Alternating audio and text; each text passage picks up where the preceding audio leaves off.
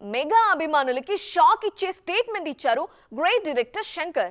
సాధారణంగా ఏ దర్శకుడైనా తాను 100కి 100% సాటిస్ఫై అయితేనే ఆ సినిమాని ఆడియన్స్ ముందుకు తీసుకొస్తారు. అదే పాన్ ఇండియా సినిమా అయితే అవుట్పుట్ విషయంలో మరింత జాగ్రత్తగా ప్లాన్ చేస్తారు. కానీ శంకర్ మాత్రం గేమ్ చేంజర్ అవుట్పుట్ విషయంలో ఐఎమ్ నాట్ హ్యాపీ అని ఓపెన్ గా చెప్పేశారు. సంక్రాంతి కానుకగా జనవరి 10న ఆడియన్స్ ముందుకు వచ్చింది గేమ్ చేంజర్. RRR తర్వాత రామ్ చరణ్ హీరోగా తెరకెక్కిన మూవీ కావడంతో ఈ సినిమా మీద ఆడియన్స్ లో భారీ అంచనాలున్నాయి. అందుకు తగ్గట్టుగా బిగ్ స్కేల్లో రిలీజ్ చేసింది చిత్ర unit. After release game changer సినిమా గురించి షాకింగ్ కామెంట్స్ చేశారు దర్శకుడు శంకర్. ఈ సినిమా అవుట్పుట్ విషయంలో తాను పూర్తిగా సాటిస్ఫై కాలేదన్నారు. వీళ్ళు వెజ్ రెస్టారెంట్ బిజినెస్ ని రన్ చేస్తూ లక్షల్లో సంపాదిస్తున్నారు.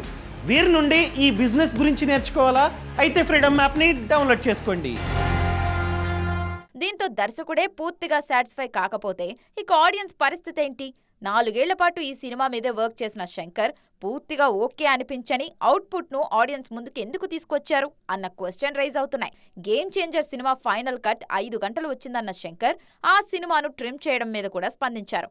తెలుగు ఆడియన్స్ లెంగ్తీ మూవీస్ చూడరన్న ఉద్దేశంతోనే సినిమా నిడివిని తగ్గించామని, మినిమం 3 గంటల నిడివితో రిలీజ్ చేసి ఉంటే ఇంకా మంచి డీటైలింగ్ ఉండేదన్నారు.